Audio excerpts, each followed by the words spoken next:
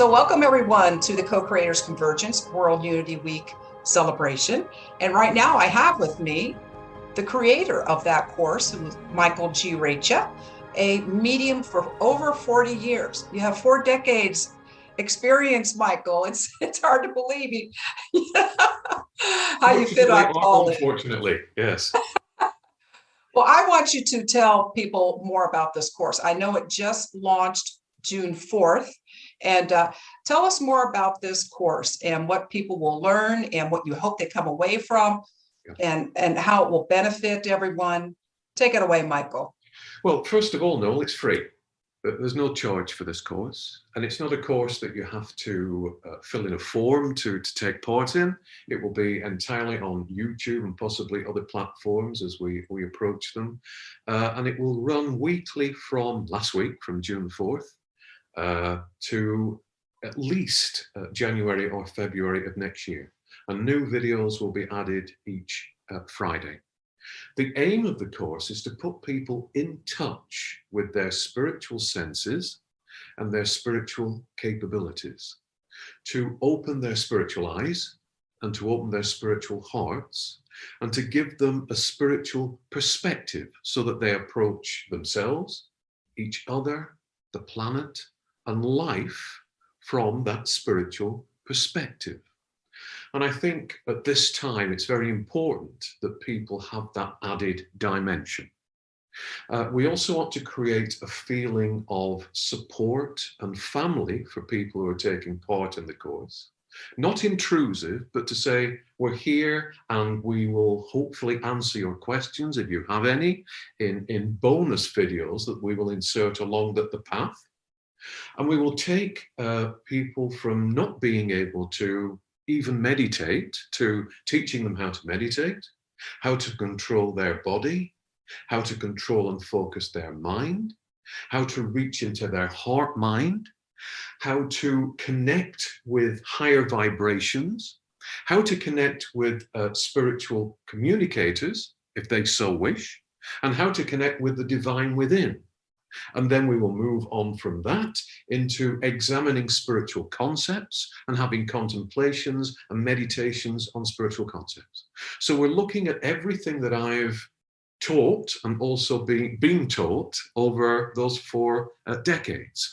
It's time for me to hand all that knowledge over and to say, you don't need me. Once I've shown you what to do, you can do it for yourself. You're your own universe, your own point of contact with the divine, and here's how to grow that contact, grow that connection, so that you can operate spiritually, so that you can decide if you've seen something, if you've heard something, what that is, how to interpret the impressions that are given to you, but also how to go within yourself to heal yourself, to calm yourself, to heal others, to send out light into the world, to heal the world, to send out love into the world, to heal the world, the planet, every aspect of, to heal society, to heal what is unfortunately skewed in society at the moment.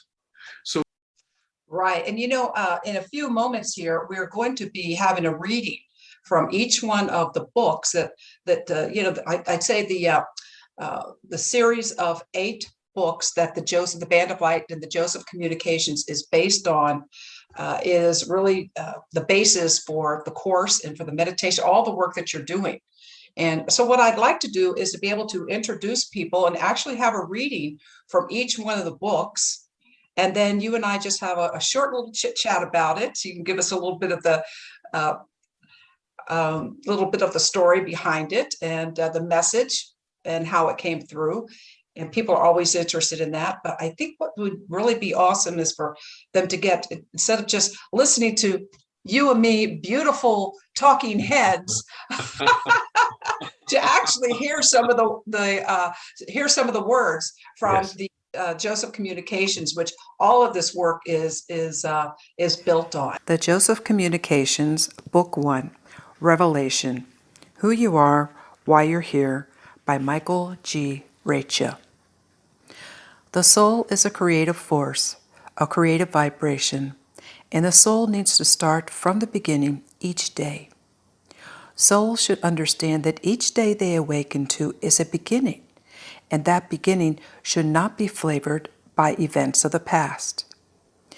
Yes, they should learn from their past experiences, but each day should be a new dawn and a new opportunity to create that which is good, that which is positive, and to revel in the fact that each day is eternal and that this life is an opportunity to create.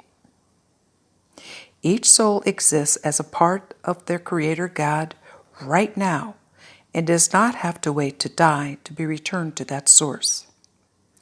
All each soul is experiencing on the earth plane is a bubble of reality that is created around itself and that exists within the greater bubble of reality that the whole of mankind is creating constantly.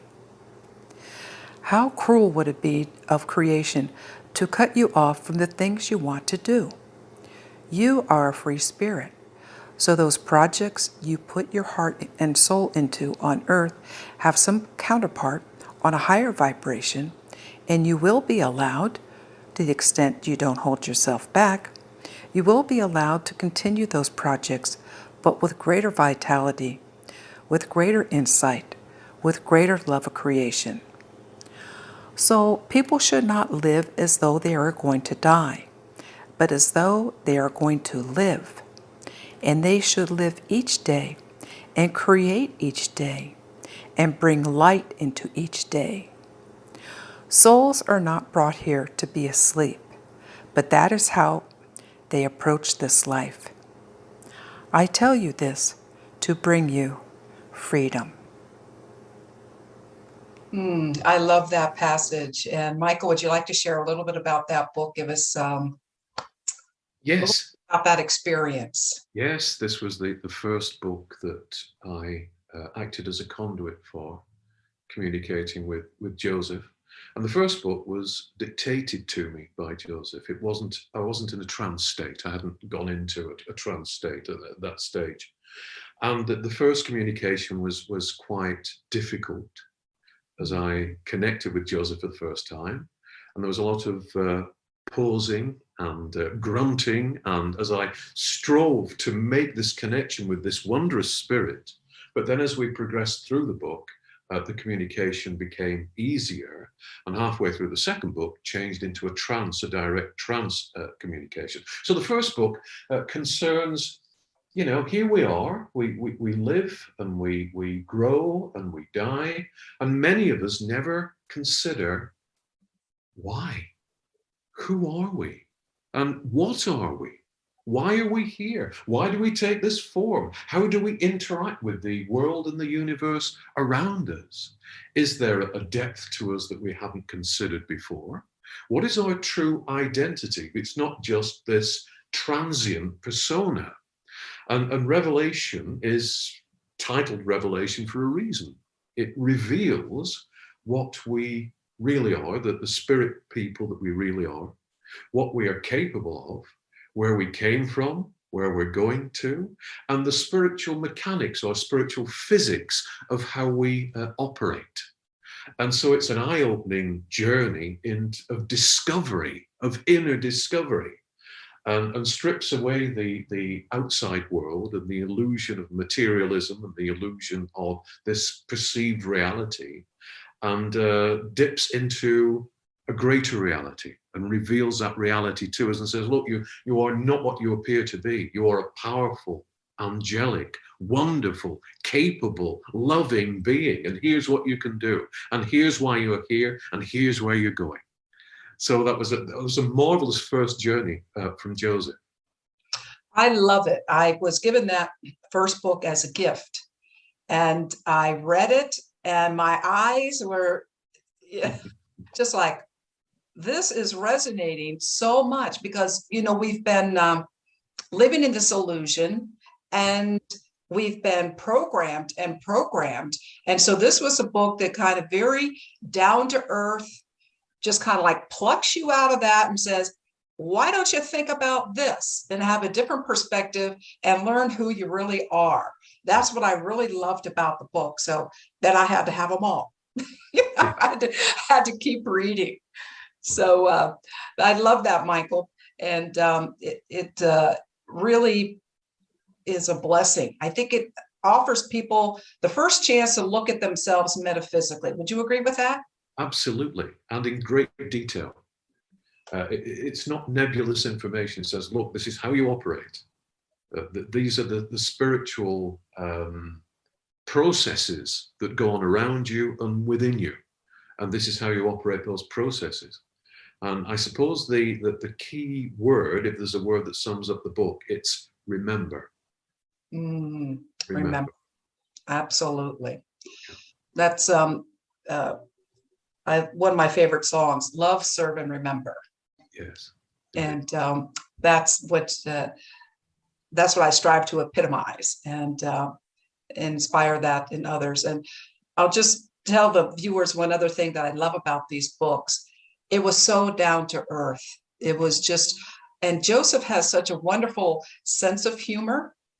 And he just breaks it down for us, because I know it's very difficult for him to communicate with us, to come through that barrier.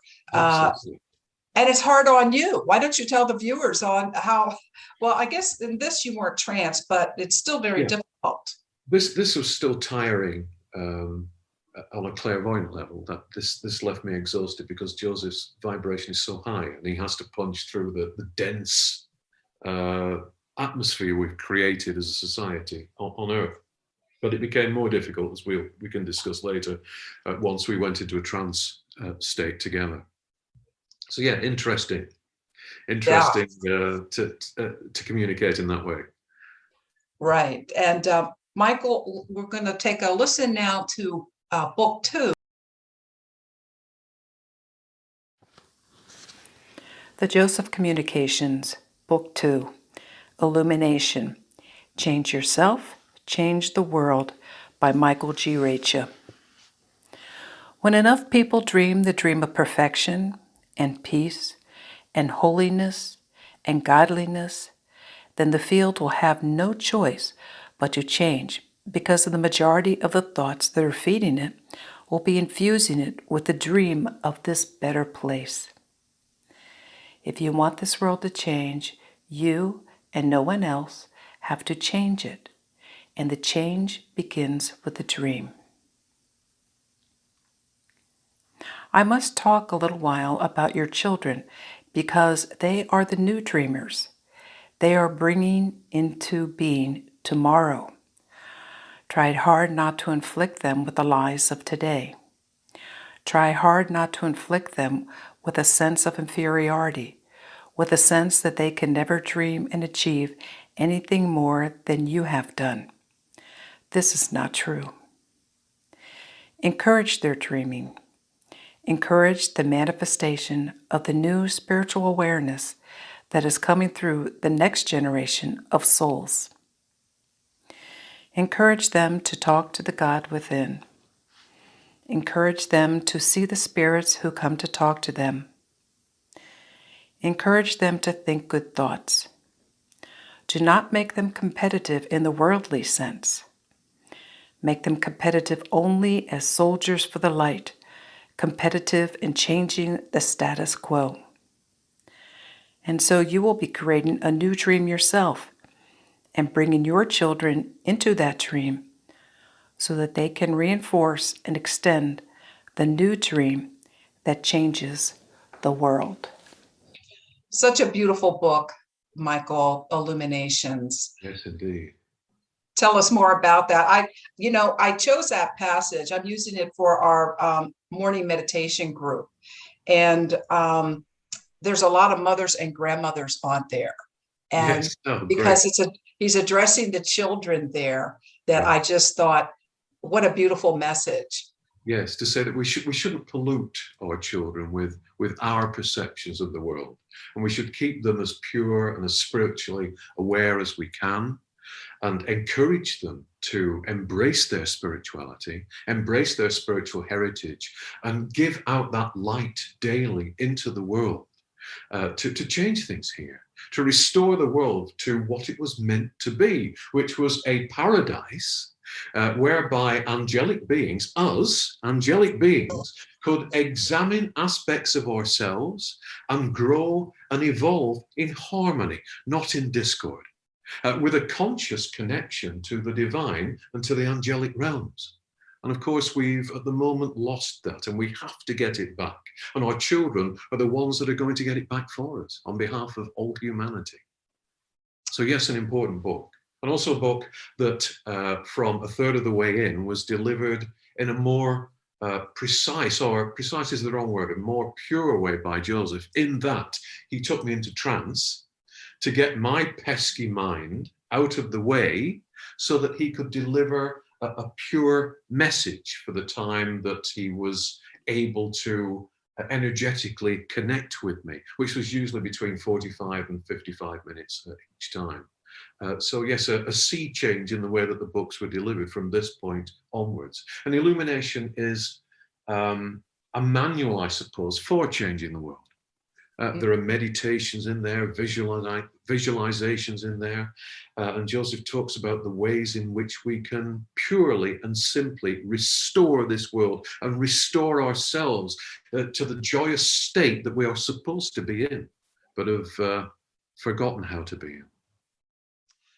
And I'm going to bring it back to the children again. You know, you hear so many reports of children who say they have different friends or they can see things. Yes. And what do? Then we start pounding dogma and beliefs and other things into them and just taking that away, taking away the innocence. As we'll find out in later books, we, in some ways, made this decision ourselves. And I think we'll get into that in a later book. Yes, and we say, you can't possibly be seeing that, or it's just your imagination, or don't say that, or see that, or hear that, because people will think you're strange. Right. And we should be encouraging the next generation of spiritual communicators and getting back to a time where within any community, there were a number of spiritual communicators, and that was their job, that was their purpose in life. And they were taken care of, and they were nurtured, and they were the seers and hearers for that community. And our children should be the seers and hearers for the next generation. So we have to encourage and feed their spirituality and make them aware that they are special, make them aware that they are angelic, and make them aware that they can do great things for themselves, for others, and for the world. Absolutely. You know, just a word here to our readers. You know, there is the Joseph Communication books is a series of 8 books. And I encourage everyone to really start and follow the series, because Joseph builds and the Joseph Soul Group. It's not one person on the other side that you're communicating with. Correct, Michael? Absolutely. It's millions of souls. Joseph is the spokesperson and the focal point, but there are millions of souls. The soul group is vast, and the soul group has the same intention, is working towards the same intention, which is to release us from the negativity and misconceptions that we have placed ourselves in that cause us so much suffering. Yeah, so Joseph is one point of a million or millions of souls communicating with us. Absolutely. So I'm not going to ruin it, but later on we'll meet some of those other soul soul group members. Yeah. So right now we're going to listen to the an excerpt from the 3rd book, and this is the most popular selling book. And when you hear the title, you'll probably guess why. So. The Joseph Communications, Book 3, Your Life After Death, by Michael G. Reccia. I want to take away that fear of the moment of death, because on the physical level, you see people who appear to be suffering and then draw a last breath. You may see people who are in great pain before they cross over, and from the physical perspective, it appears that a great painful end has come to that person. Actually, the opposite is true, because the release of the spirit is a peaceful affair, and it is only the body that you are looking at that seems to be in such turmoil, such pain, and such trauma. There is a moment of stepping away from the physical body, and it is as simple as taking the next breath for the spirit that is passing. One moment they are perhaps in a bed, they are in pain, they are confused, and the next moment there is peace. The next moment they are still very much alive, in fact, more so, but there is peace. They can breathe again. They are without pain. They are without the stresses of the physical body, and death has taken place. It is as simple as that. It is not the occasion or occurrence that many people think it is. Your death, reader, will not be the frightening experience that your cultures say it is going to be, no matter how you pass over.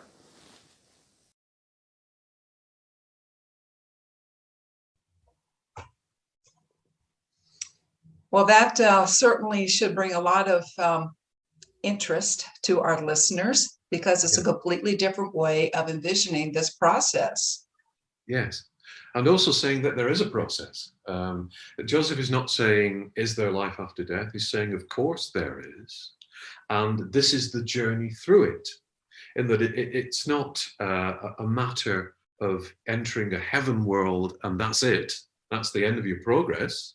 You are going to progress through various spheres of reality, higher reality, and these are some of the things that you will come across. This is the function of these spheres, and this is how you will progress and evolve until you eventually move through all those spheres and out into angelic infinity. And it's a wondrous, wondrous journey. And the other day I was reminded of the bliss of being released from the body, in that Jane and myself had gone away for 2.5 days. We'd managed to grab 2.5 days. And on the first day, Jane woke up with the beginning of a migraine. Because of the work she'd been doing. She'd been working very intensely on getting the books out and coordinating things. And once she gets a migraine, that is a day out of her life. And so we thought, well, we're here for 2.5 days and she has a migraine. So I said, let me put my hands on your shoulders and I will give you healing. The minute that I began to give her healing, an angel came through and stood beside me, and then moved through my hands and into Jane. And within 3 minutes, all the pain had gone, the migraine had gone. But then he moved back into me before leaving, before departing. I say he, but it's he, she, neither, both. Mm-hmm. And touching that angelic vibration, I was reminded of how blissful it is to be in a spiritual state, freed from the corporeal body. And I was put back in that state of mind that I haven't experienced for a while. And rather than the fear we have of death, it should be, I'm looking forward to this, because this is going home, because this is reconnecting with my proper state of being.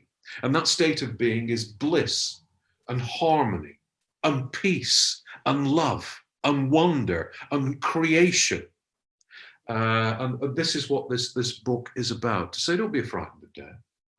It's going to happen to us all, but it is a transition. It's not an end.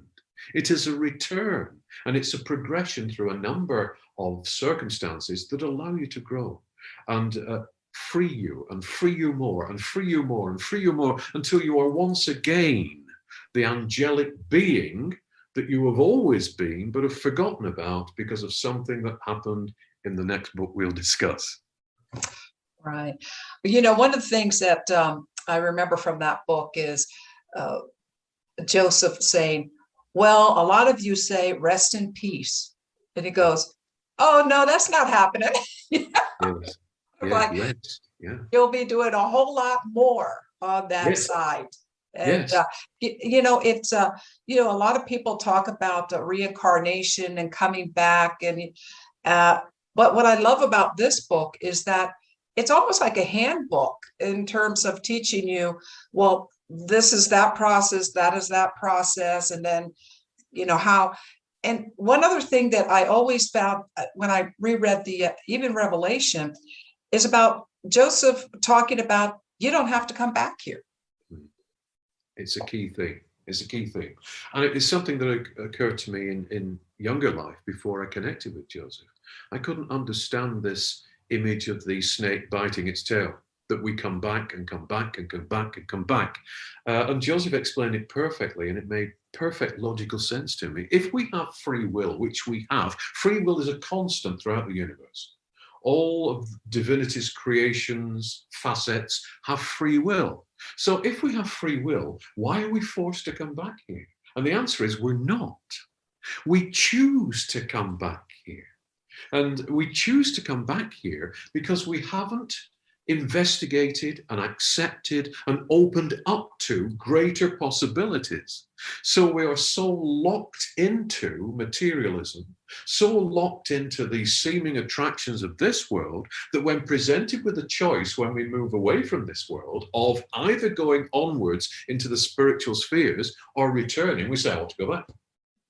And our spiritual advisors say, well, look, this is a beautiful world that you find yourself in, and there are greater glories and beauties and creative abilities ahead of you. Why don't you go in that direction? And many souls say, I want to go back. And so we find ourselves back here for one of two reasons. Either because we want to come back to re-experience some aspects of life that we found enjoyable, or because we want to persuade people that there is a different way, that there is a light-filled way, and that they don't need to come back. Mm-hmm. So it turns on its head the idea of reincarnation for reincarnation's sake. We've made that choice. We're here because we've decided to come here. And the key thing that we should be doing when we get back is to decide to go forwards, to leave the world behind, and to investigate and go into other aspects of reality, higher realities. Well, that's another thing I want to bring up about Joseph and the soul group, is that they were here at one time. Yeah, many times. Was part of Atlantis, was he not? Yes, he was. Yes. So he's been here many times. So yes, you can help from the other side. Once you say, I'm not going to come back, it doesn't sound like you're forgetting everyone that's here, or you're not trying to bring them along. No. Again, there's a choice. There is a choice that you can move forwards and literally turn your back on the world and the earth. Or in conscience, as Joseph and his soul group have chosen to do, you can say, well, we are going to get everyone back to a spiritual state. And we will not rest and we will not move onwards until we have done that. Now, Joseph and his soul group have earned the right to move through that portal or that hatch that moves on into infinity. They've earned that right long, long ago. Mm-hmm. But because we are their family, because they love us, because they cannot stand to see us suffering, they have remained behind to reinstill in us spiritual values and reignite spiritual memories so that we all get out. And they will not rest or go through that hatch until the last soul has got out of here. Well, that's a tall order, because don't we have the highest number of souls on this planet? We've ever had. Yes. We've ever had. So there's something back here. Is that the field? Is that just people? Is it guilt that brings us back? Is it, Well, first of all, as Joseph says that we have had at least 2 civilizations before this one. We don't know how many souls there were in those days that have reincarnated. But yes, we come back because we prefer the beer, or we prefer the relationships, with the physical relationships, or we prefer the big television, or we prefer money, or we prefer physical sensation. And it pulls us back because, as I said, we haven't investigated there being anything more. And so we cause an imbalance between the vibration that we could get into and our own vibration. The two don't match. So it is restrictive to us to try and move on. And so we come back. It wouldn't be restrictive if we raised our vibrations. And we raise our vibrations by understanding our spirituality, our spiritual heritage, who we are, where we came from, and where we're going to. So it's essential that during this life, we also investigate and understand the next life. Investigate and understand spiritual concepts so that we're not strangers to them when we meet them after physical death. Right. Well, I found that book very illuminating, but the next book, Yeah, really, I've actually been listening to the chapters. You know, this is another thing I want to tell you about the books is that they're in paperback. You can get them on audio, and they're also ebooks. So, and then also this next book we're going to talk about, Michael, you have read, it's called The Fall. yes. And you have actually on YouTube read the whole book, and it's there for free.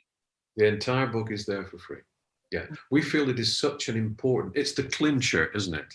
It explains everything with regard to why our world is as it is at the moment.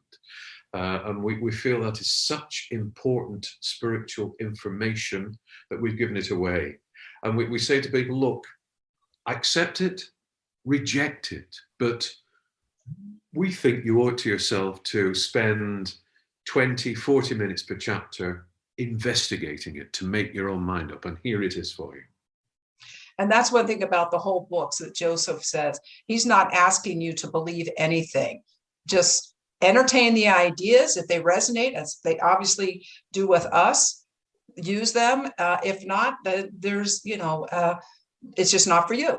So maybe it will be later. Yes, I've gotten some books I thought, started reading them and thought, oh, this is a snoozer. And then a decade later going like, why didn't I read this a decade ago?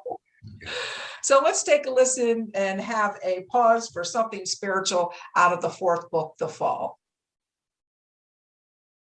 A reading from Book 4 of the Joseph Communications, The Fall. You Were There, It's Why You're Here, by Michael G. Reccia.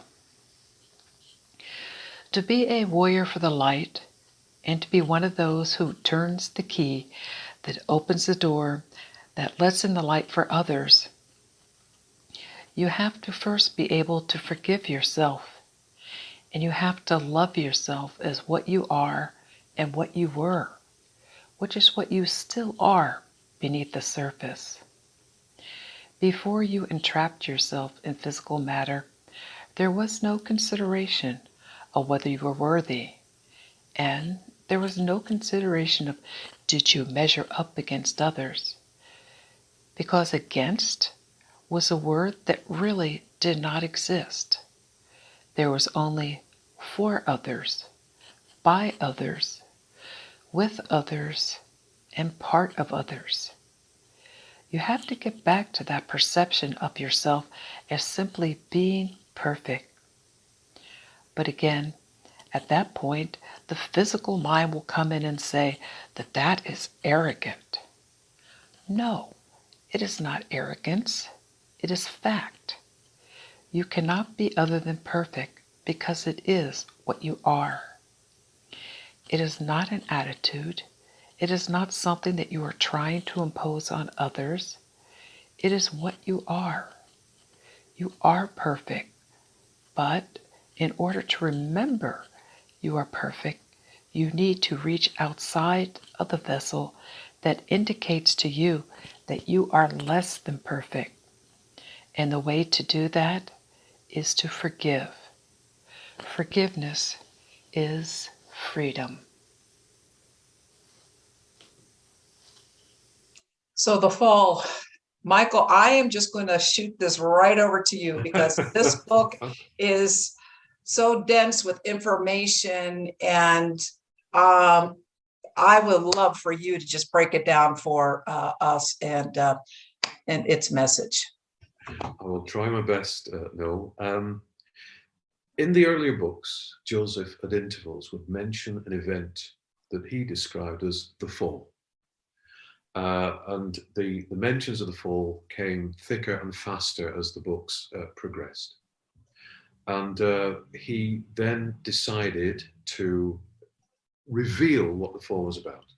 Now, it sounds biblical, but it isn't. But in a nutshell, he says that, and I believe wholeheartedly what he said, that as a group of angelic beings, long, long ago, we decided that we had a better way to create than the way to create that pervades the universe and pervades the different levels of reality.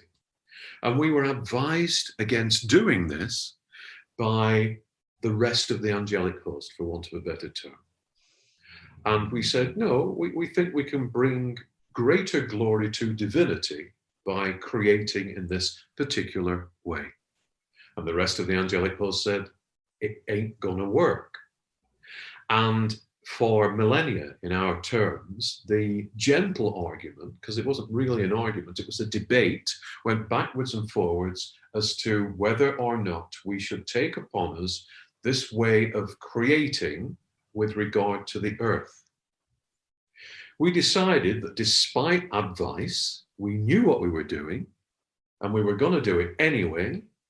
And the minute that we changed the way that creation works, we plunged ourselves into a spiritual darkness here. We severed consciously, not subconsciously, but consciously, our connection with the divine.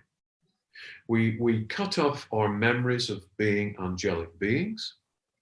And from that point onwards, we were not able to create and deconstruct as the rest of the angelic host do. We layered our history upon ourselves.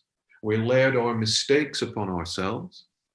And we perceived a world darkly. And we perceived that we needed power that needed to be taken from each other. We perceived that there wasn't enough for us, that the world didn't provide enough for us. We perceived a lust for power. And we have been in that state ever since that fall moment. And that is why the world doesn't work. The world works, but society doesn't work. The way we approach each other doesn't work. The way we approach the planet doesn't work. And you can see the patterns of history repeating and repeating and repeating, despite us knowing that they don't work, that they are wrong. And Joseph says that all it takes to rectify the effects of the fall is to admit that we were wrong and to move on.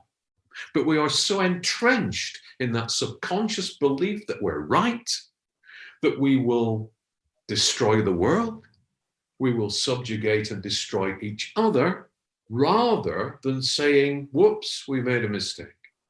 Let's get it right this time. And so if it was a film, it would be billed as an epic. This book reveals all. And we get testimonials from people saying, this is a masterpiece. Saying, I've been searching for 30, 40, 50 years. This book answers everything. Saying this book should be required reading everywhere, because it really does explain why we are in the state we are in and how to get out of the state we are in. Well, Michael, when we originally made this decision, we really didn't do it from a place of petulance. Not at all. Didn't we think this was a better way to honor the divine? That we Absolutely. had a faster way? I mean, it wasn't like we're going like, okay, well, we know it all. I mean, because we're angelic, we're love, we're divine. Yes. And so, I see it as a mistake. Yes, a misstep. That's all it was. Mm-hmm. But we hang on to that mistake. It has gone into our very being. into our makeup. And so we doggedly feel that we were right. It's a subconscious thing. We're still right. And that mistake needs to be looked at and perceived as something that wasn't right. It was a misstep. And we need to step away from that misstep. And then we will restore harmony to this planet and to each other. Yes, the angelic host exists. All creation exists to bring experience to the Godhead, if you like, to divinity, to share experience, to grow. And we wanted to do this from the best place, as you say, from our hearts in love, to say, we've got a better way. This is wonderful. This is going to be great. And as angelic children, because that is what we are, that's what we were and what we still are, we got it wrong. All it takes to get it right is to admit that we got it wrong and move away from it. But we don't do that. Yeah. It's so buried in the in our subconscious, and the illusion we're in, as you say, looking through a glass darkly. Yes. The field, and some people use, well, I'm waiting for the field to tell me what to do, and you use the term the field very differently. The field is really our misconception that isn't a cloud around this planet, if we visualized it. No? Yes, the field is the sentient energy field of our collective thoughts, of our beliefs and desires and expectations. It is sentient, and we feed it every day by our expectations for tomorrow and the week after and the year after. And we shape it and mold it by what we contribute individually and collectively in terms of thought and creative belief. And because it's sentient, and because we have set it to negative for millennia, it expects to be fed by negative energy. What we have to do is to turn that around and start to feed it with positive energy, with love, with harmony, and with light, to chase away the shadows so that the field becomes the angelic collective thought process that it originally was. Right. And so when Joseph is referring to the field, he's referring to the collective field of human consciousness that we are each contributors to. And I think that's very important, because many of us feel that we can't do anything. We feel that it's up to those that have been designated as important or powerful to decide on our behalf. But each of us is equally powerful, angelically and spiritually speaking. So each of us can make a tremendous difference. It doesn't matter where we are or what we do materially, but we can, in our quiet times and in our approach to life, be love, be light, be positivity, be angelic.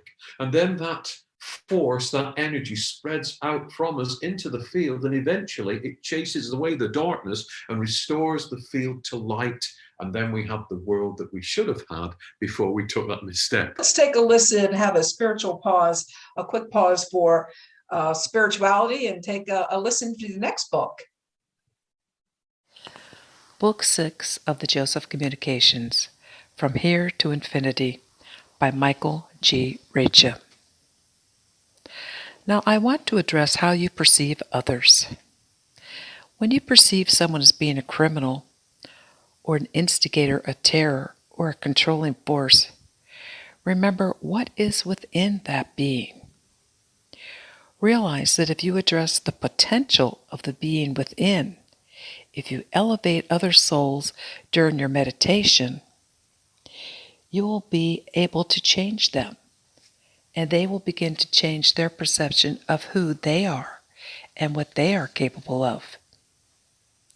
We view ourselves on earth through a very limited lens and put ourselves into categories. I am good. I am bad. All these things apply to the outmost surface, and we invest in them because we are struggling to find our being, our individuality, our perception of ourselves.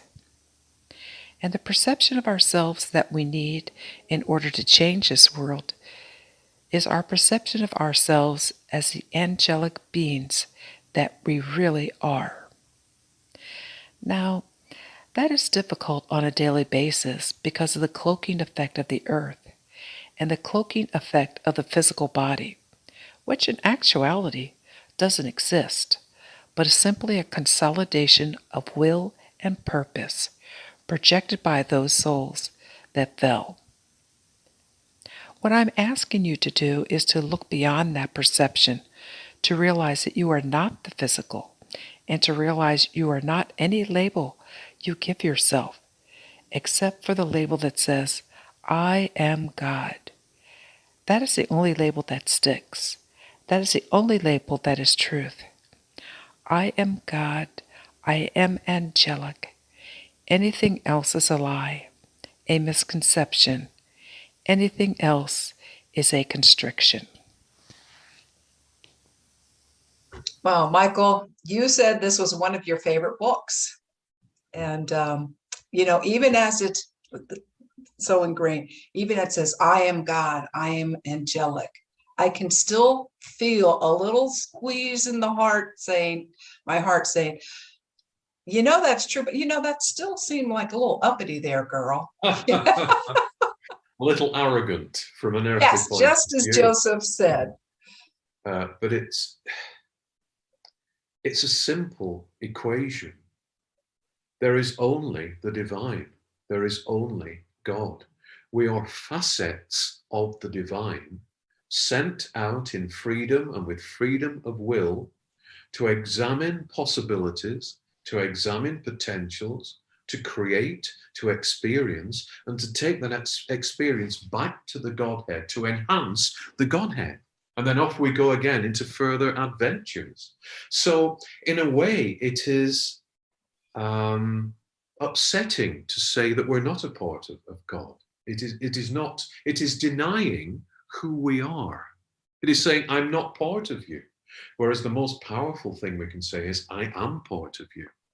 As you think, I think. As you create, I create. As you love, I love. As you perceive the universe, I perceive the universe. In you, in the world, in physicality, and in every person that I meet. And in every person that I meet, I recognize the God too. So it is God within, God without, God in connection. And that puts things right, because we're then viewing from the correct standpoint. Absolutely.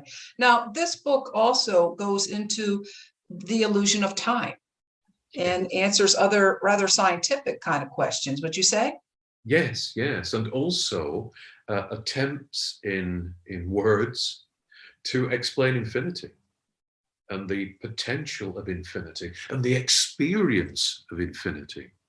And those chapters, I feel, are glorious, that take us out of this little box that we put ourselves in, believing that there's only this, and say, look what you are capable of, look what you are going to experience, look how glorious the connections are that you will make in infinity, and look how you can multitask on a spiritual level and do so many wondrous things. And this is where you are heading. So don't be afraid. This is paradise. This is wonder. This is glory. This is the ultimate expression of what you are. And it's what you have to get back to. It's where you came from. It's where you're going to. You're not going to lose your individuality, but you will add that individuality, when you so choose, to the mix. But you will still be individual.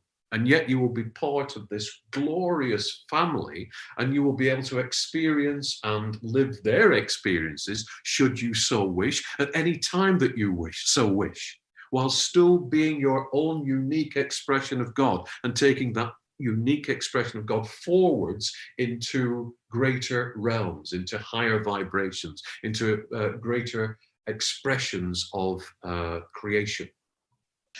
All right, well, let's hear a little bit, a little excerpt now from the Joseph Communications. This is the final book, The Spaces Between.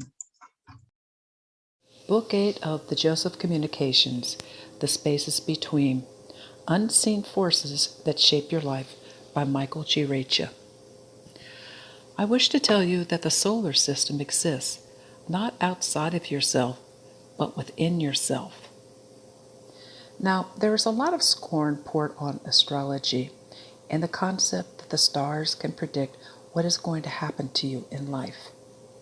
I would tell you that astrology, in its perfect, purest form, is absolutely correct, because the positioning of those outer bodies are a reflection of what is happening inside of you. That is why they can seemingly predict what is going to happen to you. From your point of view of looking at stars astrologically, they seem to forecast what happens in the future. But what they are actually doing is reflecting back, like a mirror, what is happening in your life according to the decisions that you have made and the path that you are currently on. The people around you in life are there as a reflection of your triumphs, as well as your need to improve, hone, and polish. So they are there not by coincidence. They are around you through family and friendship links, yes, but that is a physical link. On a spiritual link, these people are there to tell you something about your life and for you to tell them something about theirs. They are further mirrors that show you what is happening within your core. The situations that you find yourself in life, in situations that most think are random and are the act of a cruel God or a cruel society, are there as mirrors of what is happening inside of yourself and the situations that you need to concentrate on and to evolve through. Michael, I think that book just, I think it's one of my favorites because it ties everything together so beautifully. And the idea, we're so egocentric. Yes. And this just turns out way on top of its head. Yes, yes. It says if you think you're the dominant species on Earth, you're mistaken. If you think you're the only sentient species on Earth, you're mistaken. And there are spiritual expressions of life that you once were aware of, but have buried and denied the existence of, that coexist with you and are worthy of your respect and your love and your recognition and your acknowledgement. And it portrays the earth as a place where there is so much going on spiritually that we don't even begin to recognize or acknowledge. And that, for example, there are divas, there are the diva spirits that build the backdrop against which we are allowed to experience this part of our journey.